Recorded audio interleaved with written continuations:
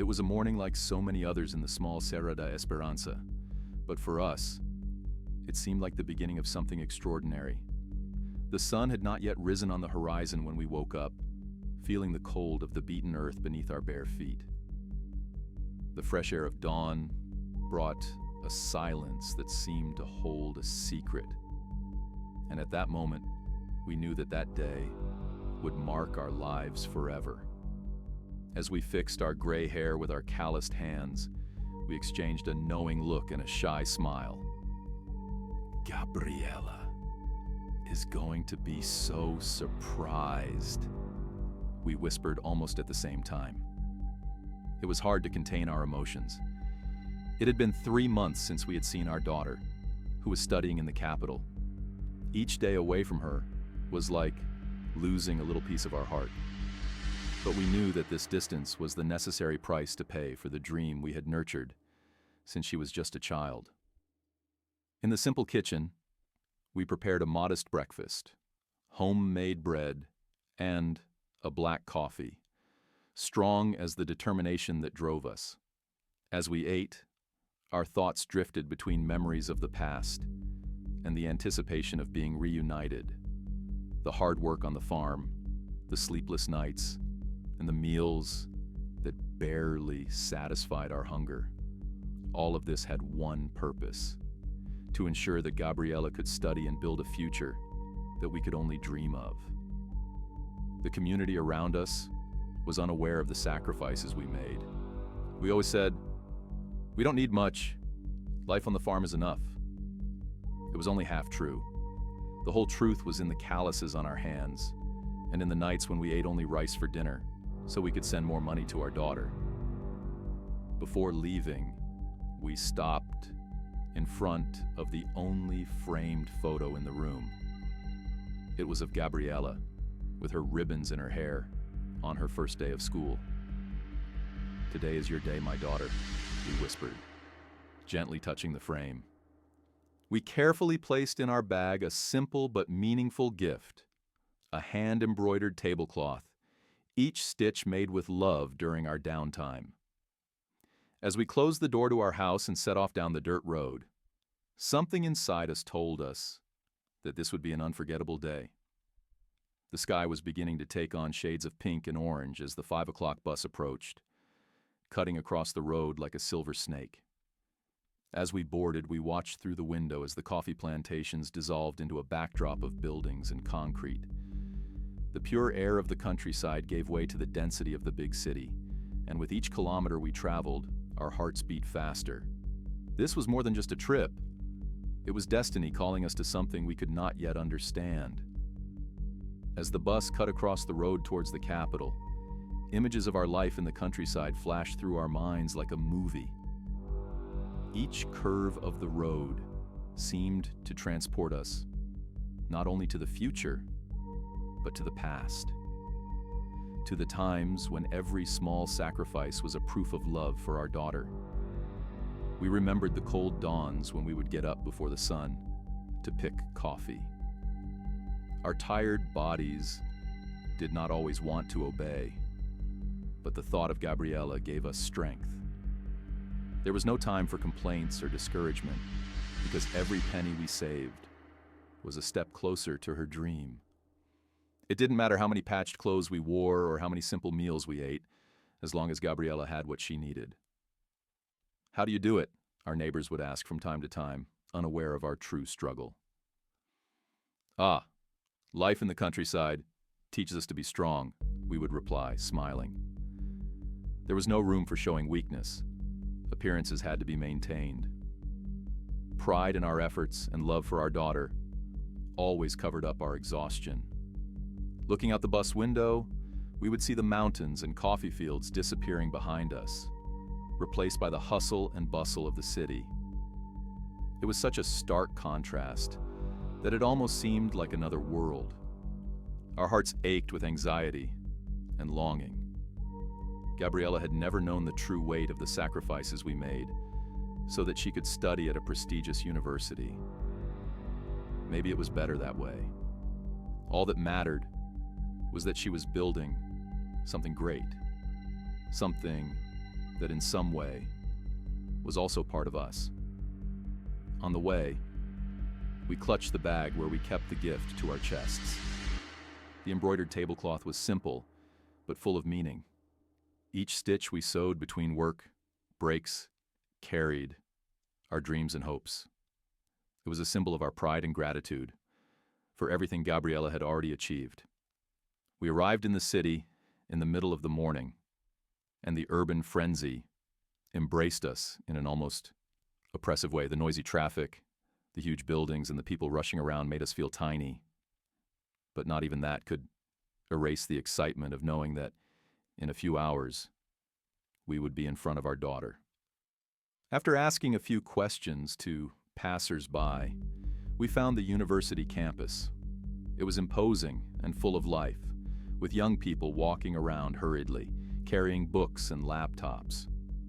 We felt a mix of intimidation and pride when we saw that Gabriella was part of that world. Will she be happy with the surprise? We whispered to each other as we looked around, searching for the auditorium. We knew she believed we wouldn't be able to be there because of the difficulties in the field. We made up this excuse to make the moment even more special. Our hearts raced with each step. Finally, we found the auditorium where Gabriella would give her presentation. The place was full, with students and teachers eager to watch the presentations. We sat on one of the benches in the back, trying to go unnoticed, but with our chests bursting with pride. Suddenly, the side door opened. There she was. Gabriella walked in confidently, radiating security and determination. We couldn't hold back the tears. That was our little girl, all grown up, ready to face the world with all the strength we had helped her cultivate. The teacher gave the opening presentation, and the auditorium fell silent. Gabriella stood in the center and began to speak, her clear, firm voice echoing throughout the room. Each word was filled with passion and intelligence as she explained her ideas about sustainability, innovation, and social responsibility. Watching that moment was like seeing years of sacrifice turn into something concrete, beautiful, and powerful. When Gabriella finished, the auditorium erupted in applause. We applauded along with her, tears streaming down our faces. Our little girl had not only grown up, but had also become someone who could change the world. The reunion was getting closer and closer, and we couldn't wait to hug her and tell her how much we loved her. When the applause finally died down, Gabriella thanked us with a smile that lit up the entire auditorium. Her confident posture was a contrast to the shy girl we had left behind. We stood there, watching her, as students and teachers congratulated her on her brilliant presentation. We couldn't help but feel that everything, from the cold, early mornings to the lonely rice dishes, had been worth it. We waited patiently for her to finish speaking to everyone, sticking to our plan of a surprise. Then, as the auditorium began to empty, we got up from our seats at the back of the room and slowly approached. When Gabriella saw us, her eyes widened and her radiant smile was replaced by an expression of pure disbelief. "Mommies?" she exclaimed, almost voiceless, before running towards us. We couldn't hold back the tears as we hugged her with all the strength our tired bodies would allow. Feeling her arms around us again was like finally breathing after a long time underwater. "You came," she said between sobs, her face buried in our shoulder. "You said you couldn't. I can't believe you're here." "We thought you deserved a surprise," we said, trying to keep our composure, even though the tears continued to fall. "And we also deserve to see you shine." We spent the next few minutes hugging each other, while Gabriella quickly told us about her performance and how nervous but determined she was. Being there, hearing her voice, and seeing her enthusiasm was all we needed. After the auditorium, Gabriella took us to meet her friends and teachers. She introduced us with such pride that it almost seemed surreal. "These are my mothers, the strongest and most incredible women I know," she said, as our faces lit up with joy and emotion. In a moment of pause, we handed Gabriella the gift we had brought. When she unwrapped the embroidered tablecloth and saw the detail of wildflowers, tears streamed down her face again. "Did you make this?" she asked, gently touching the fabric. "It's beautiful. It means so much to me." Every stitch on that tablecloth carried the love and dedication we put into every aspect of her life. And seeing her get emotional over something so simple was confirmation that she had never lost her appreciation for the things that truly mattered. After a long day celebrating her success with friends and teachers, we finally sat down in a simple restaurant for a quiet meal, just the three of us. It was the first time in months that we could truly feel like a family again, without the rush of work or the barriers of distance. As we ate, Gabriella told us about her work, her challenges, and, with her eyes shining, her plans for the future. It was then that she mentioned something that intrigued us. "There is a project I am working on with some colleagues. It is something that can change lives. I want to tell you about it, but it is still in its early stages," she said, almost as if it were a secret. "What is it about, my daughter?" we asked, curious. "It is a renewable energy system for rural communities. Our goal is to bring light, hope, and opportunity to places. We are the ones who have been forgotten," she replied, her voice full of passion. We looked at each other with tears in our eyes. This was not just a project for Gabriella. It was a reflection of what she had always seen in us. The desire to create a better world, even in the face of immense difficulties. It was at that moment that we realized that it was not just our daughter we were supporting. We were helping to build someone who would carry on our dreams and transform the sacrifice of so many lives into something truly extraordinary. As we finished dinner, Gabriella continued to talk about her project with an excitement that overflowed in every word.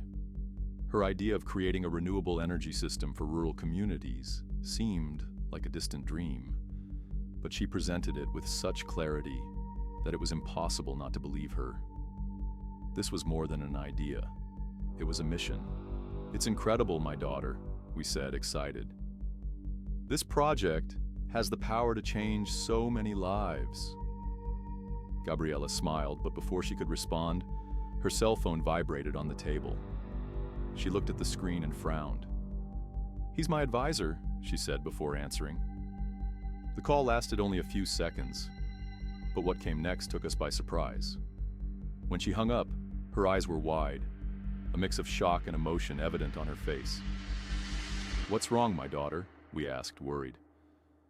"The project was selected for an international competition," she replied, almost in disbelief of her own words. "They want me to present it in New York next week." We were speechless. New York? An international competition? It was an extraordinary opportunity, but it also seemed like an almost impossible challenge. Gabriella, however, seemed hesitant, as if something was bothering her. I don't know if I can do this alone," she admitted, her voice breaking. "Mommies, I need you. I don't know how to face this without your support." In that moment, everything became clear. No matter how far or difficult the path was, being by our daughter's side was the only thing that really mattered. We looked at each other and almost in unison said, "Let's go together." The glow on Gabriella's face was indescribable. She hugged us tightly, just like she used to when she was a child, and said, "Thank you, Moms. With you by my side, I know I can do this." The next few days were hectic. While Gabriella worked tirelessly to prepare her presentation, we did what we could to help her. We didn't have the technical knowledge to understand all the details of the project, but we offered unconditional support, from preparing meals to simply being there when she needed a moment of relief. Finally, the day of the trip arrived. Anxiety mixed with excitement as we boarded the plane to the city that seemed so far from our reality. It was the first time we had left the country, and everything seemed new and intimidating. However, when we looked at Gabriella, we realized that her courage was enough to inspire us. New York welcomed us with its frenetic pace and dazzling lights. For two simple women from the countryside, it was like being on another planet. But even in the face of the grandeur of the city, our priority was Gabriella. She was the center of our world. The auditorium where the competition was to take place was imposing, filled with representatives from all over the world. Seeing Gabriella take the stage with her confident posture was a moment we would never forget. As she presented her project, her passion and clarity captivated the audience. It was impossible not to be moved. When the judges announced the winner, our hearts nearly stopped. And the award goes to Gabriela Ferreira, representing Brazil. We burst into applause, tears flowing freely. Gabriela ran to hug us, and in that moment, the entire world seemed to stop. It was the realization of all our dreams, hers and ours. After the ceremony, as we celebrated, an elegant man approached us. He wore an impeccable suit and had a commanding presence. "Congratulations on your achievement," he said, extending his hand to Gabriela. "I am representing Fundação Verde. We were very impressed with your project and would like to support you." Gabriela was surprised but humbly thanked them. "That would be incredible. I really want to take this idea to the world." The man smiled, but his tone changed slightly. "There is one condition," he said. "In order for us to fund your project, we will need you to work with us for 2 years in a private location." There was something in the way he said it that made us uncomfortable. But Gabriela seemed intrigued. "What does this private location mean?" she asked. "It means that you will have access to resources you never imagined. But you will also face challenges you never anticipated," he replied enigmatically. It was an incredible opportunity, but one full of mysteries. No. We knew at that moment that accepting this invitation would be the beginning of something much bigger and more dangerous than we could have imagined. The decision to accept the Green Foundation's proposal was not easy. Gabriela spent the night discussing the pros and cons, while we silently supported her. Deep down, something in us feared the unknown, but her passion for the project was greater than any doubt. In the morning, the choice was made. "I accept the challenge," Gabriela announced to the man from the foundation, with the determination we had always admired. He smiled, satisfied. "Great. Get ready to start in a week. Our team will take care of everything." Gabriela's enthusiasm was contagious, but uncertainty grew like a shadow. We were far from home, in a completely new world, and something told us that this path would be more complicated than it seemed. Nevertheless, we clung to her confidence, which seemed unshakable. The following days were dedicated to preparation. The foundation accommodated us in a luxurious hotel overlooking the Hudson, a stark contrast to our humble home in the countryside. While Gabriela was immersed in meetings and technical adjustments, we watched the city through the windows, trying to get used to the magnitude of this new world. On the day of the official presentation of the project, the atmosphere was tense. The event would be held in an even larger auditorium, filled with investors, scientists, and leaders from different parts of the world. Gabriela was nervous, but determined. "I have you here. Everything will be fine," she said, holding our hands before going on stage. When she began to speak, her passion filled the room. The project was presented not only as a technical solution, but as a dream that could transform lives. Every detail of the renewable energy system was described with clarity and enthusiasm. The audience was mesmerized. When she finished, the auditorium erupted in applause. Gabriella came down from the stage with tears in her eyes and ran to hug us. "We did it, mommies," she said, and we felt the pride overflow. After the event, representatives from Fundação Verde took us to a private dinner. It was a celebration, but the mysterious tone of some executives made us suspicious. During dinner, the man who had initially approached us, identified as Mr. Valdez, made an unexpected announcement. "Gabriella, your project has been selected to be developed at our special facility. It is a research center on a private island, entirely dedicated to innovations like yours. You will leave tomorrow." The news took us by surprise. "A private island?" we asked, puzzled. "Why so isolated?" Mr. Valdez smiled, but his gaze was unreadable. "You will have everything you need there. Trust us. It is the best place for something so important." Gabriella was excited, but we sensed something strange. It was an incredible opportunity, but the lack of clarity about the Foundation's goals and the isolation were beginning to worry us. We decided not to voice our doubts at that moment, so as not to dampen her enthusiasm. The next morning, we left for the island. The journey was made in a sleek helicopter, which flew over the vastness of the ocean until it landed in a stunning location. The island was a tropical paradise, but it hid something more. At the center, a futuristic facility loomed through the trees, with gleaming metal structures and cutting-edge technology. We were greeted by a team of scientists and engineers. Everyone seemed welcoming, but there was an unsettling formality in their smiles. We were shown to our rooms, and Gabriella was immediately ushered into a meeting room with other researchers. As she prepared to dive into her work, we began to explore the place. The island was incredibly quiet. There were numerous restricted areas, and questions were often answered with a vague, "Don't worry, everything is under control."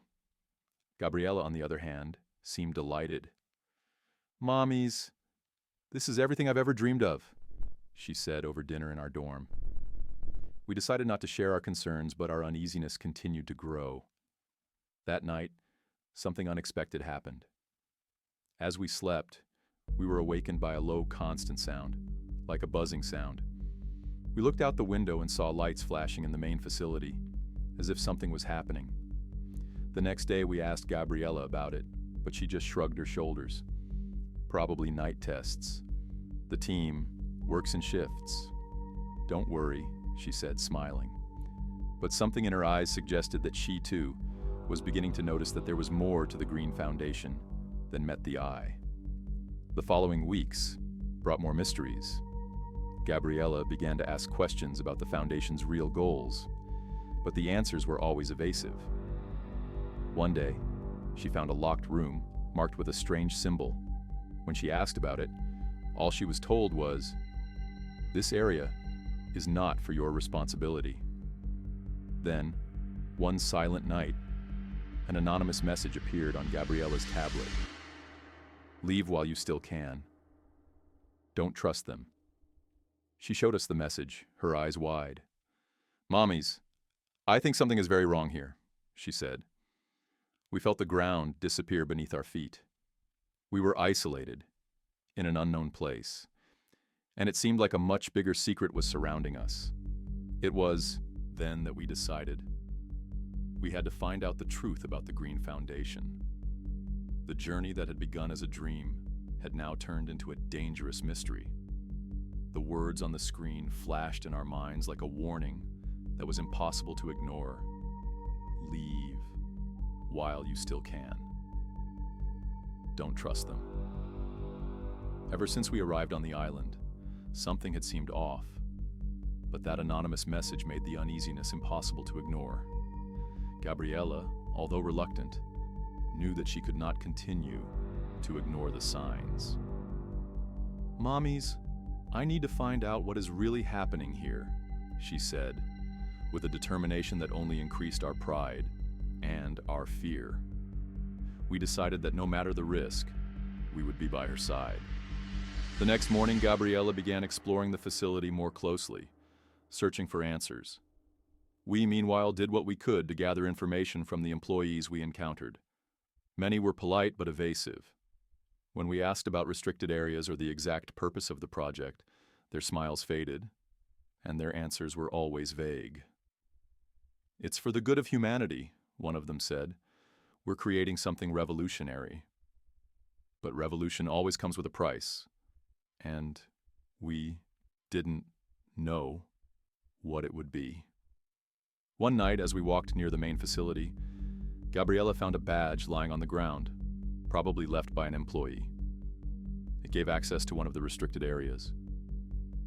"This is our chance," she whispered, clutching the badge tightly. We waited until night covered the island with its dark veil. The silence was eerie, broken only by the sound of the wind and the waves. Gabriella used her badge to open a locked door that led to a narrow hallway, lit by cold white lights. Our hearts pounded as we walked, knowing there was no turning back. The hallway led us to a room filled with monitors and documents. On one screen, a global map displayed blinking red dots over different parts of the world. On another, detailed images of a structure that appeared to be an underground laboratory. "What is this?" we asked in whispers. Gabriella found a file marked Project Genesis and began reading. Her hands shook as she turned the pages, and her eyes widened with each line. "They're creating people," she said, her voice almost broken. "People?" we asked, confused. "Clones," she replied, pointing to the technical details. "They're using advanced technology to clone specific individuals. It seems they want to create a genetically programmed workforce." Before we could process what that meant, we heard footsteps in the hallway. We quickly turned off our screens and hid behind a cabinet. A group of men came in, talking in low voices. "We need to speed up the schedule. Dr. Everett wants results sooner than expected," one of them said. "What if someone finds out?" asked another. "It doesn't matter. We're past the point of no return," the first replied somberly. When the men left, we knew we couldn't stand still any longer. Gabriella decided we needed to gather more evidence to understand the extent of what was happening. The next day, while Gabriella tried to maintain a semblance of normalcy, we investigated the surrounding area of the island. It was then that we came across something that chilled our blood. A cemetery hidden behind a barbed wire fence. The headstones had no names, only numbers. "What is this?" we asked, perplexed. A voice behind us made us freeze. "These are the failed ones." We turned to find a middle-aged woman with tired eyes and a white lab coat. She stared at us with a mixture of compassion and urgency. "My name is Dr. Sophia," she said, "and you are in grave danger." Dr. Sophia took us to a secluded room and told us a story that sounded like something out of a nightmare. The Green Foundation, she said, wasn't just cloning people. They were experimenting with memories and abilities, trying to create perfect humans. Stronger, smarter, more obedient. "Gabriella is special to them," the doctor said. "She doesn't know it, but her DNA has been modified from the beginning. She is an essential part of this project." "Modified? What do you mean?" we asked, horrified. "She was created for this," Sophia replied hesitantly. "Her genetics are not completely natural. She is the result of an experiment." Gabriella entered the room at that moment, hearing the end of the sentence. "What do you mean by that?"